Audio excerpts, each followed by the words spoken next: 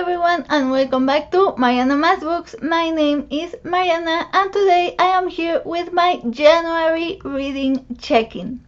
Yes, I know it is already February 13th and yes, I was planning on filming this at least a week ago, if not a bit more, but as I mentioned in my previous video, my life at the moment is a mess, so I couldn't film, but I really wanted to film it because I do have things that I wanted to share with you guys. I don't think I have ever done a proper monthly wrap-up in my channel, and I don't think I'm going to be doing wrap-ups in the traditional sense. So what I'm planning on doing are check-ins.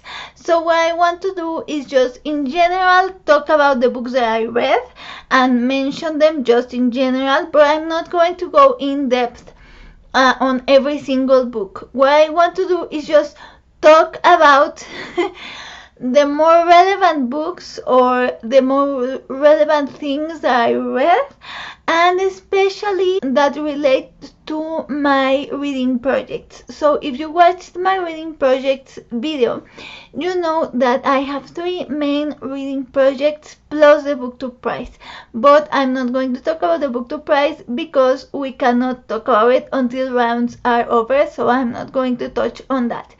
The 3 projects that I have, personal reading projects, are Mexican History Reading Project, Classics Reading Project, and what's the third one? Fantasy written by women.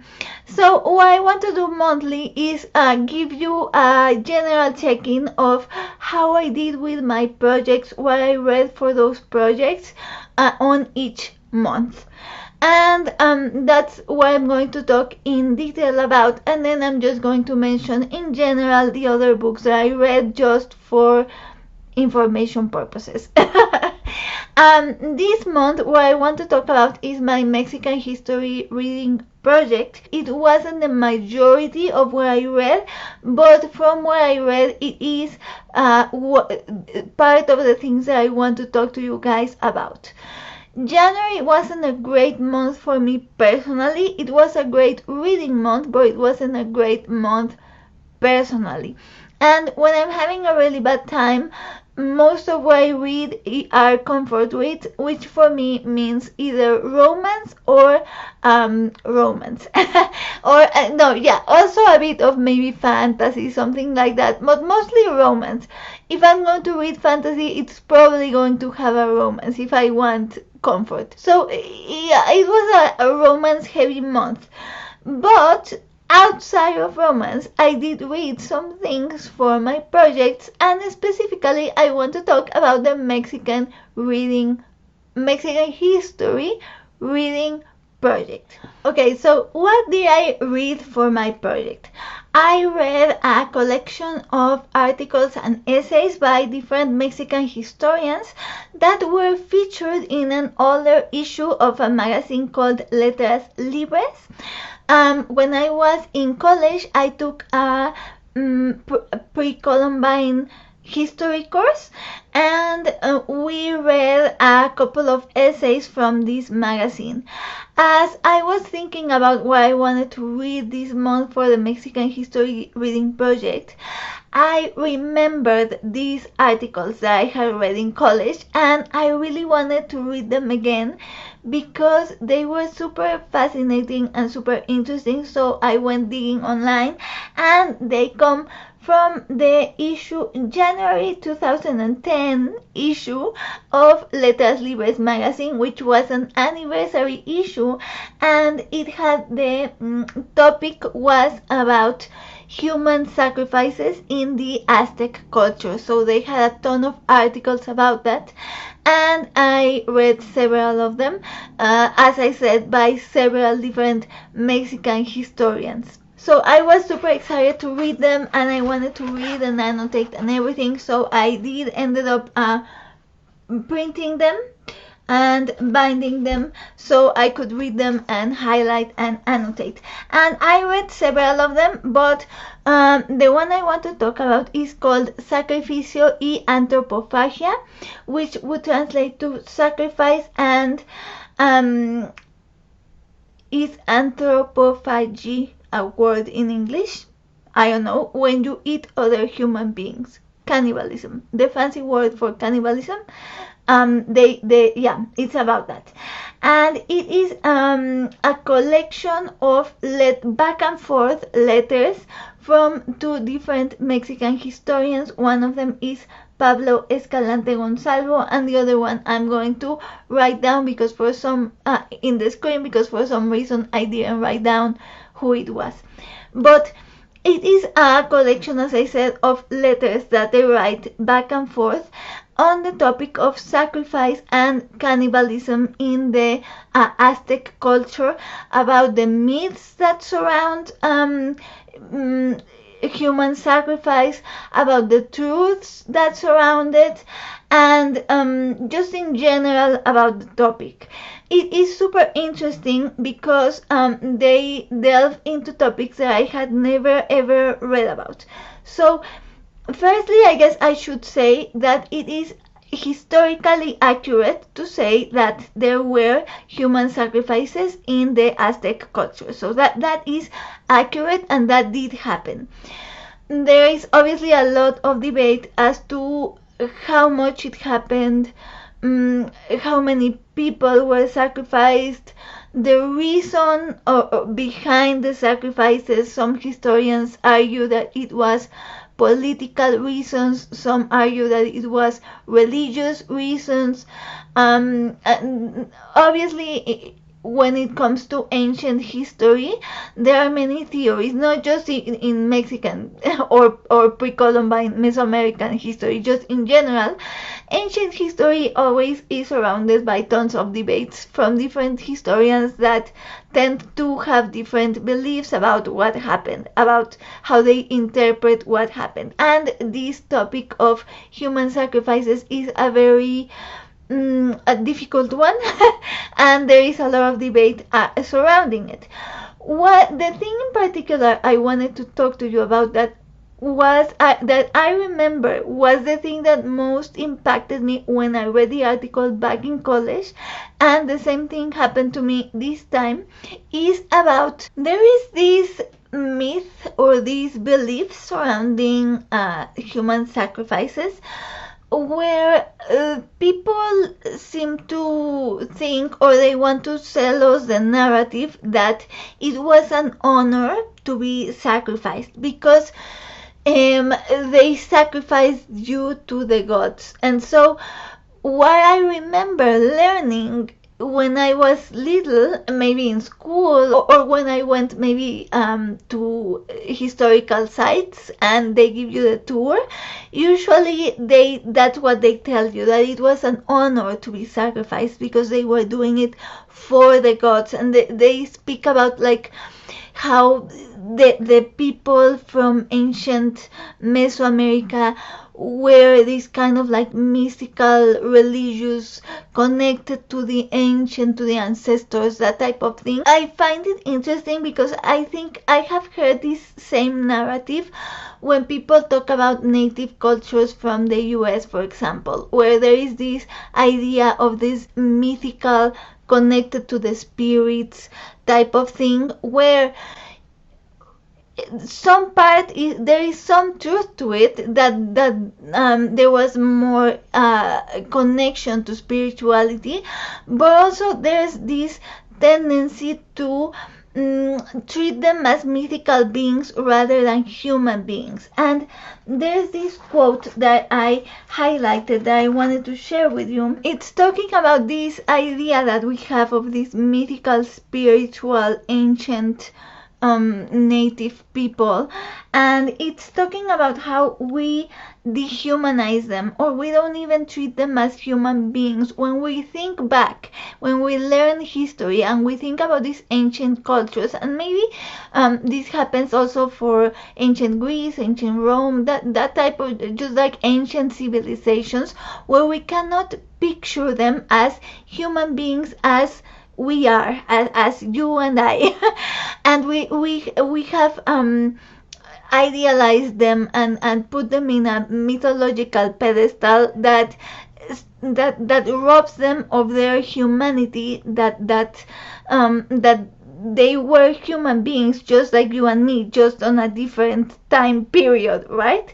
And so there's this quote that says that rarely men and women from the pre-Columbine past and from society, from the surviving Indian societies, rarely they are seen as men and women similar to other historical time periods. And because of that, we have idealized what their religions were and everything. I'm not going to delve into the moral debate because I'm not going to go there. But what I will say is that they talk about how people were actually scared to be sacrificed, and there is a lot of records of children being sacrificed, of babies being sacrificed, and they talk about how obviously mothers were scared. They didn't want their kids to be sacrificed, and that really struck me because it seems obvious.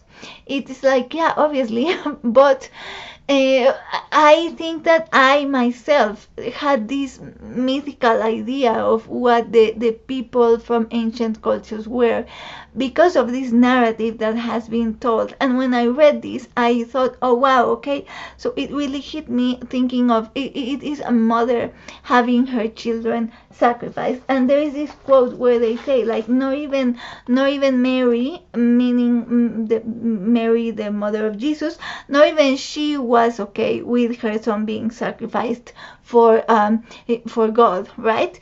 And so it was like not even her, and we have her in a pedestal. There is this super interesting part that I remember haunted me when I read it back in college, and it's still super horrifying, about a ghost that haunted the streets at night, and it was a ghost that was beheaded and that had his chest open because the people, the most common practice for these sacrifices was taking out the heart of the person and beheading them. So it was basically like the ghost of sacrificed people.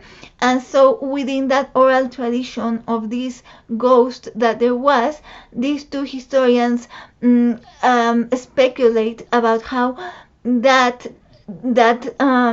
entity, that scary entity that haunted the streets, is further evidence of there was this scary part about human sacrifices that wasn't this idea we have of the mythical, spiritual, connected to the gods type of human being. So basically, all I'm trying to say is whenever we read about history and whenever we read about other time periods, we should see the people that we are reading as people, as actual human beings that were going through certain things. And the fact that there were different beliefs, that there were different time periods, doesn't mean that they didn't feel the same things that we feel. And so it gives a whole other impact to reading history when you think about it that way. And then the other thing that I read for the Mexican History Project was the only historical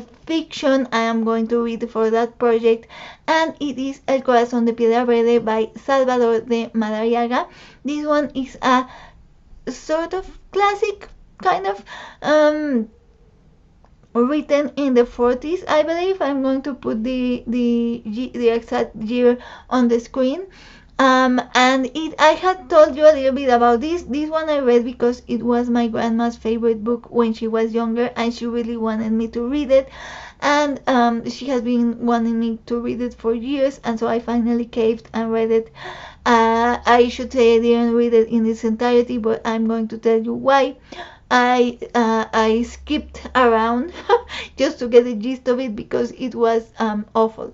So basically, I had told you a little bit about this one. This is a love story between a Mexican indigenous, or not Mexican, right, from pre-Columbine era Mesoamerica, woman and a Spanish man that comes during the period of the conquistadors. So it is a love story between an indigenous woman and a Spanish conquistador, which is in itself, you can tell it's going to be problematic, but it's written in the 40s by a male author, and it is written by a Spanish author, not a Mexican author, but a Spanish author, and you can really tell. So the main reason that I didn't read it in its entirety was the inherent judgment and prejudice that you can tell the author had for the Mesoamerican cultures when he wrote his novel. Within the text itself, you get several quotes and several parts where you can tell it's the author imparting judgment. We start the book in Mesoamerica in the time before the Spanish came, and the main characters are a king of Mesoamerica and his daughter, who is going to be the woman that is going to fall in love with the Spanish conquistador.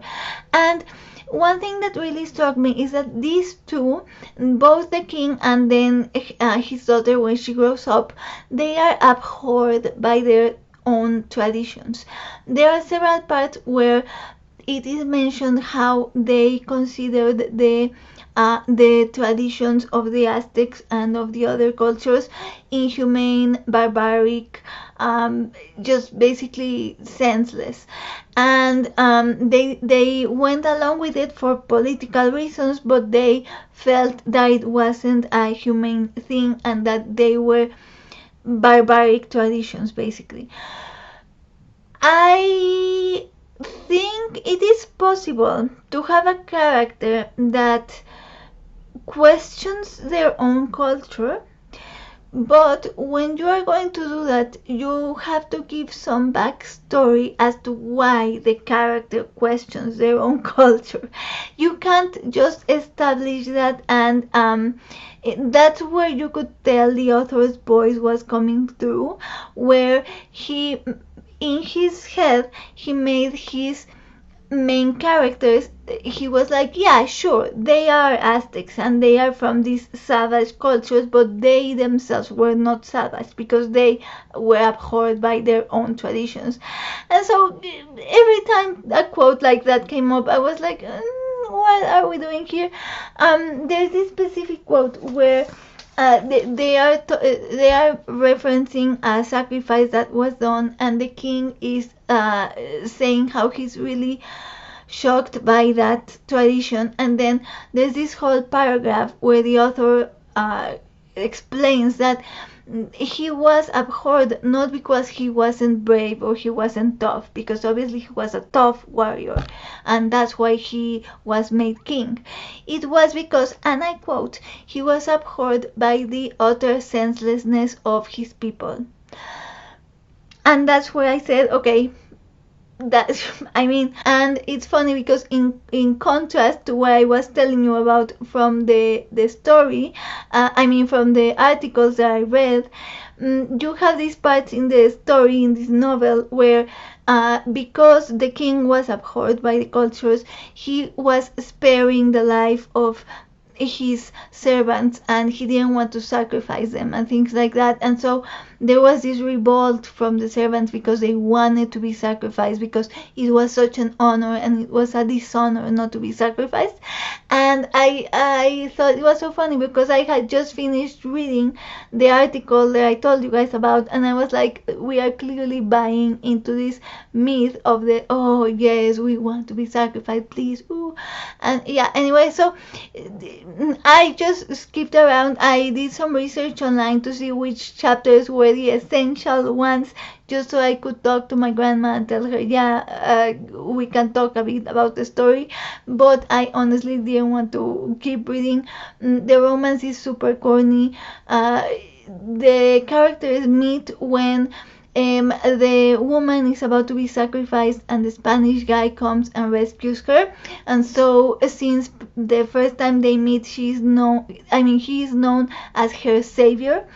and that's the way he's treated throughout the book. Once they meet, he is her Lord and Savior, and that is a direct quote. So yeah, that wasn't a success, and as I said, it's the only historical fiction book I'm going to read. All of the other ones for this project are going to be non-fiction books. But that's it about that. I'm going to leave it at that because I have been talking for half an hour, and that's just two things I've been talking about. So I'm just going to close the video with a list of the other books that I read, just in general, just so you have an idea of other books that I read. As I said, this was a great reading month for me, not only in terms of the quantity of things that I read, but also in terms of the quality. Every single book I am going to talk about was either a 4-star or a 5-star book. So I am hoping we continue with this energy for the rest of the year, because I really loved everything that I read. So the first book that I read was 84 Charing Crossroad by Helene Hanff, and this one was, I was joining Sarah at Hardcover Hearts and Hannah at Hannah's Books and other booktubers that read 84 Charing Crossroad the 1st of January of every year. This is a non-fiction, and it is also a collection of letters, which is something I have found that I really enjoy, and I gave this one 4 stars. It was super charming, super great way to start the year. Then I finished Cinnamon Roll by Anna Zabo, which is a BDSM romance that I was recommended, or not personally, just in general. Cousin at Always Doing recommended that one, and I took that recommendation and I loved it. I gave it 4 stars, and I do want to read more from Anna Zabo. Then I read Where the Lost Wander by Amy Harmon. This one I gave 5 stars, and it is a historical romance. I want to read more from Amy Harmon, definitely. Then I read Play of Passion by Nalini Singh, which is the 9th book in the Side Changeling series, and I gave Play of Passion, I think 4.5 stars, something like that. And then I read Kiss of Snow by Nalini Singh, which is the 10th book in the Side Changeling series. I gave this one 5 stars. Actually, no, I gave this one 5 million stars. It was my favorite read of the month, I'm not going to lie. Then I read Tie Me Down by Melanie Harlow, which is book 3 in the Bellamy Creek series. I read books 1 and 2 last year, and so I wanted to finish the series. I gave that one 4 stars. Then I read A Face Like Glass by Frances Hardinge, which was gifted to me by my friend Cara at Wild Book Garden for Christmas. Frances Hardinge is one of her favorite authors, and this was super cute, super charming, super whimsical. I gave this one 4 stars. Then I read Heathen Volume 1, which is a graphic novel about Nordic mythology, which I highly recommend. The artwork is fantastic. I have volumes 2 and 3 waiting for me in my bookshelves. Then I read Saga Volumes 1 and 2. These 2 volumes are in Kindle Unlimited, and then the next ones are not, but I am hooked. I loved it, but yeah, I never know how to rate graphic novels because I'm so new to them. But fantastic, both of them. Super recommend, and I cannot wait to keep going with Saga. Then I read a not yet published poetry collection, and this one is by my cousin. She is a poet, and she has won several prizes and stuff, and last year she won a grant to write a poetry collection, and so she sent me the first draft, and I gave it 5 stars, and not because she's my cousin. I swear I don't necessarily always get along with her poetry, because she is such a like, she studied this, okay? She knows her poetry and so a lot of her poetry goes over my head, and I literally don't understand it. But this collection especially is about the end of relationships, about exploring love and the end of love, and that theme, and you know I love anything that has to do with love. So amazing, amazing. I can't wait for it to be published so I can tell you guys about it. And then I read another poetry collection. This is the last thing that I read, and it is Side Effects May Include Strangers by Dominik Parisien. This is a poetry collection that I saw recommended by Jen at Remembered Reads. 5 stars, absolutely. This is my type of poetry. Like, if you read it, my type of poetry, 100%. Just the type of poetry that I like, in theme, in style, in everything. So yeah, these were all of the books that I read during the month of January, and well, the 2 ones that I wanted to talk about. I also, originally I wanted to do a January check-in and February potentials, but we are already almost at the middle of February, so it doesn't make sense to do February potentials. I'm reading some books for the book to prize, and I'm reading some other books, and I will probably do my check-in in a few weeks, so there's no point in telling you my potentials for February when we are in the middle of February. That will be it for this video. I am sensing that all of my monthly check-in videos are going to be super long because I talk, but that will be it. I hope you have a great week, and I will see you sometime, and in the meantime I wish you happy reading.